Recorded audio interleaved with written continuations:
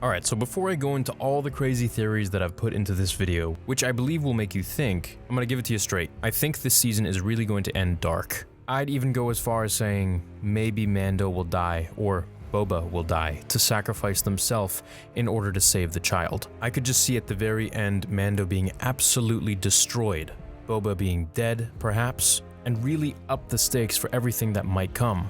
Din has nothing left. He's completely destroyed, including his beskar armor. We see parts of his face, his whole body is wrecked, the child is gone, in the possession of the remnants of the Empire, and when all hope is lost, we get a Jedi appearing on screen. Now that I've given you a summation of my main theory, I hope you enjoyed this video. With the episode of Ahsoka leaving us all wanting more, I have a feeling we won't see her again this season. I hope I'm wrong, but I think this could be her entrance into her own spin-off show where she now goes and finds Ezra. Dave Filoni has said in an interview that it's very possible, he's not confirming, but he says the possibility of this episode taking place just before she goes and finds Sabine and Rebels is a possibility. Now, as for Mando and Grogu, here's what I think will happen by the end of the season and how it all could end. And keep in mind, this is just a theory, so take it with a grain of sand. My theory is that now that they've gone to Tython and Grogu has been atop the Seeing Stone, who did he really reach out to? Was it just a light side Force user? Was it a dark side Force user? Or was it a Force ghost? As Tython is a planet of balance, favoring neither side of the Force, but the middle. This means using both the dark and the light, anger and love, hatred and peace. This will reveal Grogu's location to so many Force users.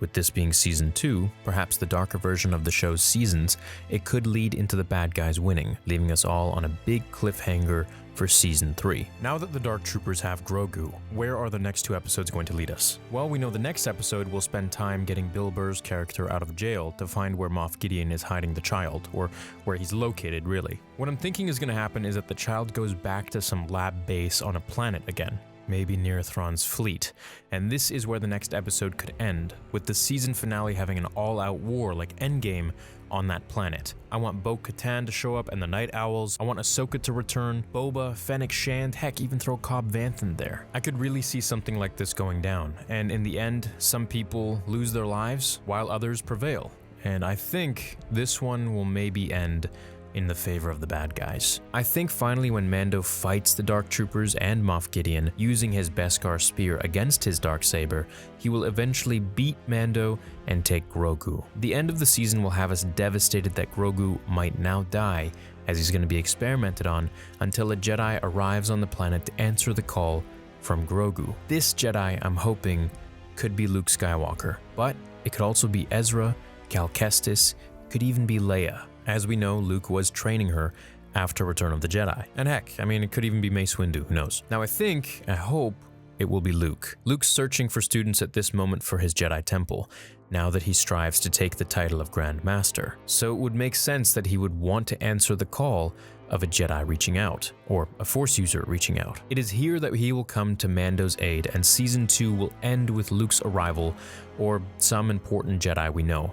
I can see it now, the devastation as Mando lays there with his beskar armor in pieces. All hope is lost. As we're looking at the Mando from the ground level, perhaps, we see a figure walk into frame at the waist, and hanging off of his belt clip is Luke's green lightsaber hilt, which of course looks a lot like Obi-Wan's, and not to go into a tangent, the blueprints for this were taken from Obi-Wan's journal on how to build a lightsaber. And there's a theory floating around that the green crystal is actually Qui-Gon Jinn's, but that's just a pure theory, fan theory. But honestly, nothing would make me happier. It's here that Luke will come to Mando's aid, and Season 2 will end with Luke's arrival, or some important Jedi that we know, setting it up for Season 3, which will all be about Luke and Mando tracking the Empire to save Grogu and destroy Moff Gideon, which is where Thrawn comes in for extra firepower, if he doesn't already enter the scene in Season 2's finale. As I was writing this, I could also think of how they could tie into Luke's disappearance in the sequels and make it somewhat logically explained for his character. because the way he ran away and hid just was not like Luke. I think he could end up saving the child in season 3, but among doing this, he'll learn of everything the Empire might be doing, and this is how Snoke secretly comes into contact with Ben Solo, since we know he's been manipulating him for years at a very young age. I think Snoke will play the role of a very influential and politically powerful being who is in one way or another in the lives of Leia and Han Solo, to have come so close to their son, Ben. As we know, Leia is in politics, so it only makes sense that maybe Palpatine, or the soon-to-be First Order, would put Snoke into some sort of a political power. Snoke may say that he knew Anakin and his fall to Vader. This could intrigue Ben and start his path down the dark side. As for Luke, it could lead to his fight with Snoke, which was mentioned in the canon comics. He messed Snoke up pretty bad, so I'd like to learn more about that. But at the end of it all, I think Luke will be so afraid of the Empire taking his blood, with his mighty high M count from his father, the Skywalker bloodline, that he'll go away into hiding, and this could be how they possibly tie Luke's sequel trilogy story to make a little more sense. It won't change how I feel about the whole thing, but it'll at least be a better explanation than him just being sad and scaring himself after trying to murder his own nephew. With Luke in The Mandalorian, I think we'll see a similar dynamic of Anakin and Obi-Wan, just with Luke and Ben Solo. It'll be like God of War 4, my favorite game of all time, with Kratos and Atreus, which I've been streaming like crazy on the gaming channel. Luke spends a lot of time between Return of the Jedi and The Force Awakens traveling the galaxy and grabbing ancient relics, artifacts, Sith and Jedi holocrons. Maybe he even goes to the Jedi Temple on Coruscant, among many others. That'd be really cool. I could see an entire series with Luke and Ben as they unravel so many mysteries of the galaxy, the Force, the Jedi and Sith, and of course the remnants of the Empire, and Vader, as Luke prepares to create his new Jedi Academy. Now, if it won't be Luke, then I could see Ezra coming into the show. Perhaps Grogu on the Seeing Stone on Tython, once reaching out into the Force, will be able to leave a trail back to him from those who can sense him, and with Ezra being lost in the unknown regions, or what I assume is him being lost, he'll find his way back from Grogu's call, and it'll be answered. Ezra could teach him the ways of the Force, maybe the ways of both sides of the Force, since he was always teetering on the light and dark at times, especially with Maul in his head. Now, a possible theory on Snoke is in regards to the Episode 9 novel, saying the scientists were splicing genes to create a vessel for the spirit of Palpatine.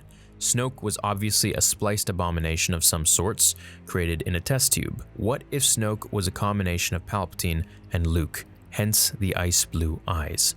What if the hand from Luke Skywalker was taken by the Emperor just like in Legends comics and cloned repetitively until they created Snoke? Of course, splicing genes in the mix. If we go with the Legends story from Jedi Knight 2 Jedi Outcast, in there they were trying to create Force-sensitive beings by imbuing them with kyber crystals. Maybe the ring on Snoke's finger falls in line with this legend story of imbuing a being with the Force via kyber. What if they need more than just a high M count of blood?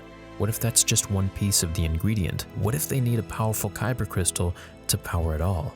Like an energy source to work with the midichlorians. After all, Jedi and their crystals were connected in the Force, allowing their lightsaber to be more than just a weapon, but rather an extension of their very bodies. So what if it's so unbelievably difficult to make this Force-sensitive clone being that they need all of these different things to help facilitate that? At the end of the day, I'd love to see Luke return in Season 2. I think it'll be the biggest cliffhanger, bigger than Force Awakens, but regardless, I'm very excited, on the edge of my seat to see the end of this season, because I know Season 3 will be absolutely insane. Hope you have an awesome rest of your day. Thanks for watching this theory video. I'll catch you in the next one. Until then, remember, the Force will be with you, always.